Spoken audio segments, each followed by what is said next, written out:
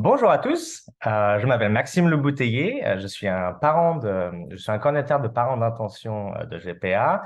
Ça fait déjà 7 ans que je suis dans le monde de la GPA et que j'aide des parents à travers le monde entier à bien sûr les aider à travers la GPA, comprendre la GPA et à travers toutes les étapes. Euh, je fais ce webinaire aujourd'hui pour vous présenter un peu les prestataires de l'EGPA et pour vous expliquer un peu les acteurs et ceux qui vous encadreront et qui vous accompagneront à travers la GPA.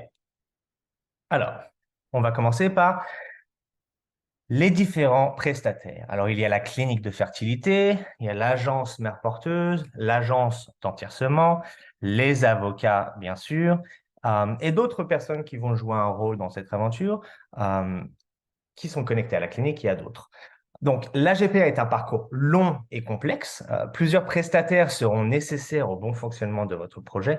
Comprendre avec qui vous travaillerez est primordial et ensemble, nous en ferons le tour. Donc, on va commencer par un peu faire le tour de la clinique de fertilité et le rôle de la clinique de fertilité pendant votre projet de GPA. Donc, votre clinique de fertilité sera le professionnel de la santé qui vous guidera et effectuera toutes les étapes préliminaires du processus médical de la GPA. Donc, la clinique est responsable pour quoi? Alors, la clinique, bien sûr, vous aidera avec tous les examens médicaux que vous devrez faire. Vous allez faire surtout pour la création des embryons, il va y avoir des tests de mutations génétiques qui vont être faits sur les parents. Pour la création des embryons, il faut donc une donneuse d'ovules. La clinique va se charger de faire les examens médicaux de la donneuse d'ovules, va également faire des tests de mutation génétique pour voir si justement vous êtes compatible avec cette donneuse. Donc, des tests seront faits avec les parents, bien sûr, pour voir la qualité des spermes, pour voir s'il n'y a pas de problème sanguin, de mutation génétique ou autre. Et ils vont voir si vous êtes compatible avec la donneuse que vous allez choisir. Donc, la donneuse peut être trouvée et choisie à travers la clinique, ou elle peut être choisie et trouvée à travers une agence de mère porteuse ou donneuse. Okay? Donc, certaines agences de mère porteuse ont aussi un service de donation d'ovules. Si vous voulez trouver une donneuse à travers une agence, c'est possible. Il faut comprendre que généralement, il y a un coût supplémentaire puisque maintenant, il faut trouver une agence et payer l'agence. Certaines cliniques de fertilité offrent un programme de donation d'ovules, mais généralement, entre les deux, on va dire que la clinique a généralement moins de candidates puisque ce sont des donneuses qui sont autour de la clinique. Les agences ont généralement une base de données plus grande de donneuses, mais elles ne sont pas médicalement qualifiées. Il faut les envoyer à la clinique. Ce n'est pas une source sûre. Donc, il y a un choix beaucoup plus grand à travers une agence, mais la clinique vous permettra justement d'avoir quand même des donneuses préqualifiées médicalement et le processus devrait être plus sûr et plus rapide. Donc, la clinique va faire les examens des parents, les examens de la donneuse et la création des embryons. Donc, la création des embryons se fera à la clinique. Après, il faut voir si ce sont des créations d'embryons à partir d'ovules frais ou congelés. Donc, ça, ce sera avec la clinique de voir le timing et voir si c'est possible. Et une fois que les embryons sont créés, il va y avoir des tests génétiques faits sur les embryons. Okay. Donc, les tests génétiques faits sur les embryons vont vous permettre de savoir s'il y a des problèmes, surtout avec les chromosomes, des problèmes chromosomiques, et voir si ces embryons créés sont de bonne qualité. Okay. Ça vous permettra également de connaître le sexe de l'enfant et de pouvoir choisir, si vous le désirez, de transférer une fille ou un garçon. Donc, ça peut être assez sympa quand même. Examen médicaux de la mère porteuse. Donc, une fois qu'on vous trouve la mère porteuse va se déplacer à la clinique de fertilité pour pouvoir faire des examens médicaux. Ultrason, échographie, prise de sang, être sûr que tout va bien, qu'il n'y ait pas de cyste, de polype ou quoi que ce soit dans son utérus, et de pouvoir la qualifier médicalement.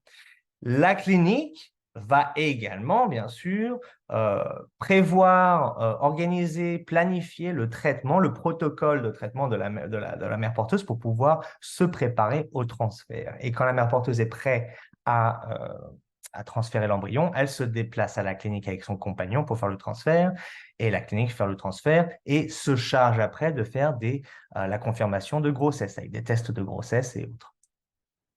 Ok, donc on a fait un peu le tour de la clinique de fertilité, mais la clinique de fertilité, c'est l'acteur principal et vraiment l'acteur premier de votre parcours de GPA. Ça permettra de créer vos embryons et d'être prêt pour la suite de l'aventure à trouver une mère porteuse. Donc, pour trouver la mère porteuse, il nous faut une agence de mère porteuse. Sachez également que vous pouvez faire votre recherche indépendamment et qu'il n'y a pas besoin d'agence de mère porteuse vraiment pour trouver votre mère porteuse. Vous pouvez en trouver une et faire l'aventure avec elle. Ce qui est vraiment bien avec l'agence, c'est qu'ils vont vous encadrer, ils vont vous donner un peu tous les termes, ils vont prévoir les voyages, ils vont s'occuper de tout. Donc, une agence de mère porteuse offre un service de mise en relation avec la mère porteuse et de suivi tout au long de la grossesse. Les services inclus doivent être mentionnés de manière claire, savoir exactement ce qu'ils feront pour vous à travers l'aventure. Certaines agences offrent des services différents, plus ou moins accompagnés.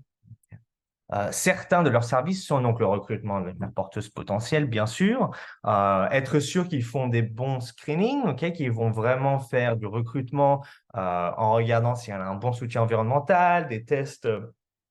Alors, à Surrogate First, on fait des tests de drogue, ce qui n'est pas toutes les agences le font, mais pourquoi pas des tests sanguins, études de casier judiciaire et financier, être sûr qu'il n'y a pas de souci. Il faut qu'elle soit maman, bien sûr. Il faut qu'elle ait des bons dossiers médicaux, pas de problèmes, pas d'historiques médicaux. Et donc, tout ça va permettre à l'agence de recruter la mère porteuse et de voir si elle est stable et éduquée et elle sait dans quoi elle s'engage. Donc, organisation et coordination des voyages ainsi que des rendez-vous médicaux à la clinique de fertilité et obstétricien pendant la grossesse. L'agence, selon son service, bien sûr, doit organiser les voyages pour son rendez-vous médical et elle va, bien sûr, faire la coordination entre la clinique et la mère porteuse et vous, être sûr que tout se passe bien, être sûr qu'elle y va, être sûr que les billets d'avion, les hôtels, tout est pris en charge, tout est fait. Vous n'avez vraiment à vous occuper de rien vraiment pendant cette étape. L'agence doit organiser toute l'évaluation médicale de la mère porteuse. Une fois que la mère porteuse, elle est médicalement qualifiée, on va pouvoir continuer avec une partie légale. Okay? Donc, l'agence, encore une fois, organise et coordonne la partie légale. Ils vont vous mettre en contact avec un avocat, et ça, c'est à voir si c'est ce qu'ils vous offrent. Ils vous réfèrent à des avocats et à tous les services vraiment nécessaires pendant cette aventure. Ils vont également donner à l'avocat tous les dossiers, tous les documents nécessaires à la rédaction du contrat afin de vraiment mettre tous les termes qui sont adéquats. Une fois que la partie légale est faite, il va bien sûr y avoir tout ce qui est compte séquestre, l'argent, le financement du projet. Encore une fois, l'agence sera en communication avec l'agence séquestre ou l'agence fiduciaire ou d'entiercement, donc c'est vraiment plusieurs noms, mais en gros, cette agence se chargera de débourser les paiements au fur et à mesure de l'aventure et l'agence donne les informations à l'agence d'entiercement quand est-ce qu'elle part, quand est-ce qu'elle a besoin de remboursement de salaire, quand est-ce qu'elle a besoin de nourriture ou quoi que ce soit pendant les voyages. Donc, tout ça sera organisé par l'agence et demandé à l'agence séquestre de rembourser ou de payer les frais. L'agence va surtout aussi faciliter les contacts entre les interlocuteurs, donc vraiment tout le monde. Donc, l'agence doit vraiment être là pour être l'interlocuteur, l'intermédiaire entre tout le monde, entre vous et la clinique, entre vous et l'avocat, vous et l'agence séquestre, la mère porteuse et autres. Donc vraiment, si vous avez besoin de quoi que ce soit, l'agence est là pour vous accompagner. C'est vraiment un guide à travers cette aventure. Si vous avez des doutes, des questions, vous avez des problèmes ou quoi que ce soit, l'agence sera là pour vous aider. S'il y a des conflits, L'agence est là pour essayer de médiater, oh, désolé, de pouvoir être sûr qu'il n'y ait pas de problème entre les deux et de résoudre le problème. Résoudre le problème, bien sûr. Soutien constant aux parents d'intention et la mère porteuse. Tout au long de l'aventure, l'agence doit être là pour vous accompagner, et même à travers la grossesse, être sûr qu'il n'y ait pas de problème. Si jamais il y a des problèmes avec la mère porteuse, si elle a des problèmes avec la grossesse, vous serez en contact direct avec votre mère porteuse après la signature du contrat. Seulement, il faut comprendre que l'agence sera toujours là et pourra vous aider, bien sûr, s'il y a des problèmes. Si la distance, bien sûr, peut rendre une relation un peu compliquée entre vous et la mère porteuse, vous n'êtes pas aussi proche de la mère porteuse que vous l'espérez, l'agence peut aider aussi à un peu améliorer cette relation, vous mettre en contact, essayer d'organiser des Zooms. On est là pour vraiment vous guider et rendre l'aventure le plus simple, sans problème. OK. Donc, le prochain acteur qu'on va étudier, c'est l'agence d'entiercement. Donc, l'agence d'entiercement, c'est dans la GPA, une agence d'entiercement indépendante agit en tant que partie neutre, très important, pour s'assurer que les fonds d'un futur parent sont protégés et que les mères porteuses sont payées en temps opportun. Encore une fois, l'agence d'entiercement est là pour voir si les paiements qui sont demandés sont justifiés et il y a vraiment besoin de lui payer ci ou ça, une perte de salaire ou un voyage, quoi que ce soit. La société d'entiercement, l'agence d'entiercement, s'assure également que les paiements sont effectués ou non selon les termes du contrat de maternité de substitution. Donc, l'agence séquestre, c'est très important, il se base sur le contrat que vous avez signé avec votre mère porteuse, la dépiote, et récupère en fait tous les termes de paiement. Et c'est noir sur blanc indiqué que si elle est à tel mois de grossesse, elle touche tant. Si jamais elle ne peut pas aller au travail et elle a une justification médicale, un mot de son docteur qui lui dit que oui, elle ne peut pas aller travailler, c'est un risque pour elle et sa grossesse. Dans ces cas-là, elle a une justification médicale qu'elle ne peut pas aller travailler et les remboursements de ces pertes de salaire parce qu'elle ne peut pas aller travailler sont justifiés et du coup doivent être payés par les parents. Donc vraiment, l'agence d'entiercement sera là pour effectuer ou pas les paiements selon les termes du contrat. Très, très important. Donc, ça sera un compte en banque, ça sera un compte bancaire. Vous pouvez déposer l'argent sur ce compte en banque. C'est un compte américain que vous avez. Vous pouvez déposer l'argent et demander de faire des virements si vous le voulez. Okay.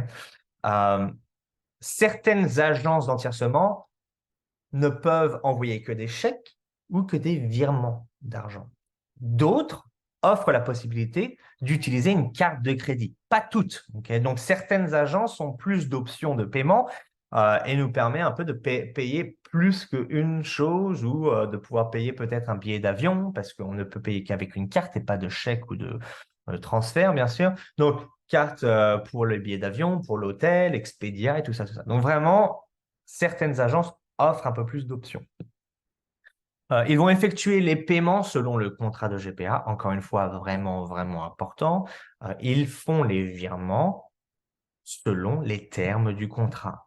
Si jamais la mère porteuse veut être alitée, ne va pas au travail, sans justification du docteur, et qu'elle vous demande un remboursement de salaire, vous n'avez pas à le payer. Et l'agence d'entiercement devrait dire, avez-vous une lettre du docteur? Non. Très bien. Du coup, vous n'avez pas de justification d'arrêt de maladie ou d'arrêt de travail. Voilà. Donc, c'est vraiment, ils sont là pour c'est une partie neutre, donc ils ne prennent pas de parti, ils se basent sur le contrat. Okay. Et inversement, si la mère porteuse est arrêtée pendant 2 jours et avec une lettre du docteur en disant non, il faudrait qu'elle se repose, il y a des saignements ici et là, et les parents disent non, on ne veut pas payer, bon, ben, elle sera remboursée de toute manière. L'agence séquestre pourra envoyer les frais directement à la mère porteuse car il y a une justification d'arrêt de maladie cette fois. Vérification de la demande, de la validité des demandes de remboursement ou de paiement. Donc, c'est exactement ce dont on vient de parler. OK. Donc, la prochaine étape, donc ça, c'est vraiment le troisième acteur de la GPA. Il y a un quatrième acteur dans cette GPA, c'est l'avocat, d'ailleurs, plus que le quatrième, puisque généralement, il y en a plusieurs des avocats. Donc, La prochaine partie, le quatrième acteur, c'est les avocats. Les parents d'intention et la mère porteuse auront chacun un avocat qui aideront à la rédaction et négociation du contrat. Donc ça, c'est la première chose à comprendre, c'est que si vous n'avez pas d'avocat, généralement, les agences vous mettent en contact avec les avocats avec vous et également avec la mère porteuse. Les parents sont responsables de tous les frais. Ok, donc, vous êtes responsable des frais d'avocat de la mère porteuse également. Généralement également, la clinique est celle qui réfère ou qui donne une liste d'avocats à travers laquelle la mère porteuse peut choisir lequel elle veut. Ok.